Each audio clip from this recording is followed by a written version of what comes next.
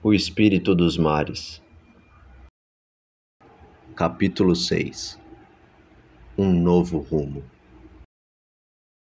A vista era maravilhosa diante do navio que se aproximava de Riverson.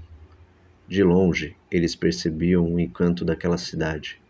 Construções bem separadas umas das outras, com ruas de terra delineadas por uma grama resplandecente, muito bem tratada, e com algumas árvores e flores que enfeitavam ainda mais aquela linda cidade. Um rio cortava a cidade pelo meio, desaguando no mar, e algumas pontes de madeira bem desenhada e floreada serviam para fazer a travessia de um lado ao outro de Riverson. Não havia porto na cidade, apenas alguns piers que serviam para aqueles que chegavam com embarcações para efetuar trocas de materiais. A cidade era conhecida por receber muitas raças diferentes, e era uma das referências para se fazer negócio, compras e vendas.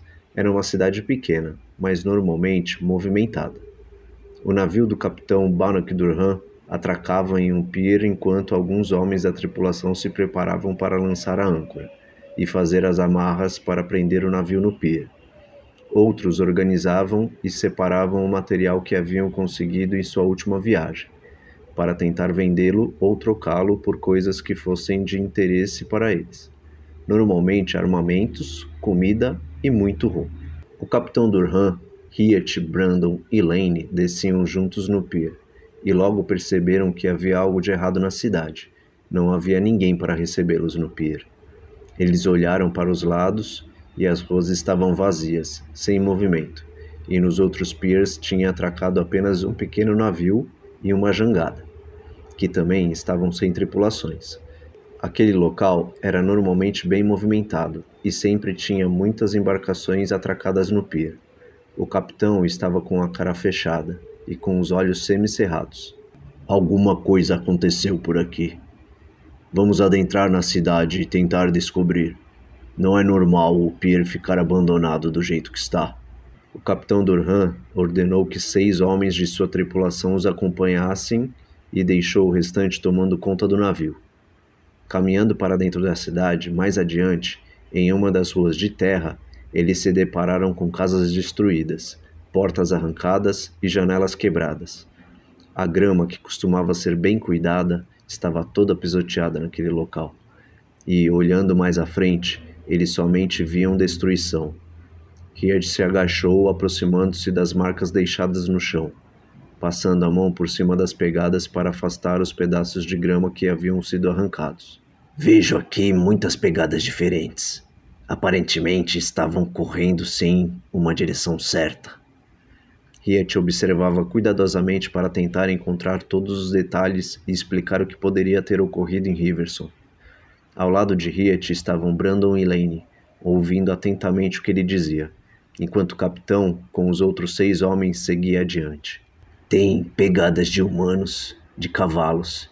Vejo também algumas pegadas de meio-anões e anões, disse Hiatt. Os meio-anões eram uma raça parecida com anões, porém não tão corpulentos quanto eles, e eram provindos de casamentos entre humanos e anões. Os meio-anões eram geralmente mais magros do que os anões e mais amigáveis também.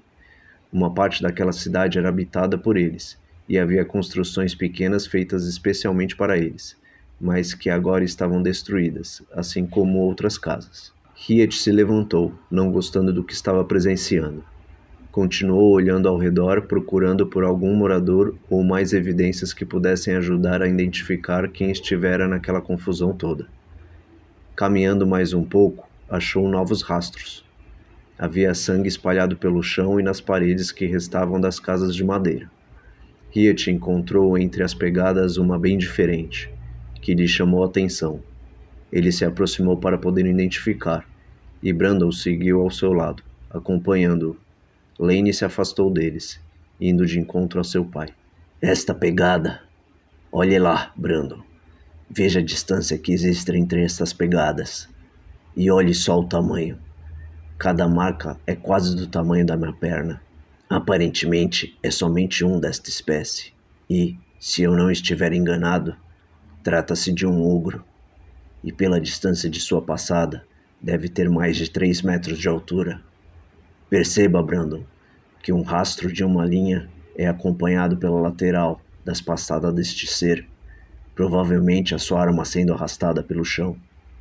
Acredito que o ataque nesta cidade não foi feito somente por um ogro. Ele estava acompanhado por outros que não são de sua espécie, o que seria algo muito incomum, pois eles não costumam andar em bandos, e muito menos com outras raças. Não pode ser. Eu devo estar enganado. Não deve ser um ogro. Deve ser outra raça que eu não conheço. O capitão já estava bem à frente, distante de Riet e Brandon, enquanto um cavalo com alguém deitado sobre ele se aproximava.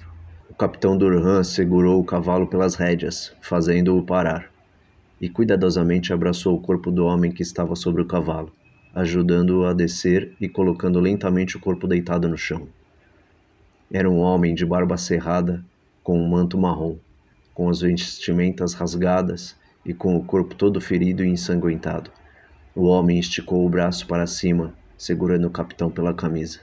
Ajude-nos! Fomos atacados. Estas foram as últimas palavras.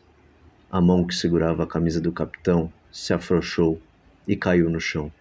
Seus olhos se fecharam, não havia mais vida naquele corpo, que estava todo sujo e cheio de sangue. Durham se levantou, desamarrando o chicote de seu cinto. Olhou para os lados e continuou em frente, correndo à procura de mais algum sobrevivente.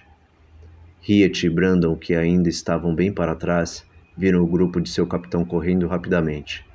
Riet correu até o cavalo, que estava ali parado, e havia sido deixado pelo morto, sinalizando para Brandon segui-lo. Riet montou no cavalo e estendeu a mão para Brandon subir também, e cavalgou em direção a seu grupo para alcançá-los. Ainda cavalgando, aproximavam-se do grupo e avistaram à frente uma grande praça, que estava cheia de humanos, alguns meio-anões e 2 anões. Havia muitos feridos no chão, na maioria humanos. Os 2 anões estavam com outros humanos, ajudando os feridos, e ao verem aquele grupo de piratas se aproximando, começaram a ficar alvoroçados. Quando os piratas já estavam bem próximos, um humano os tranquilizou.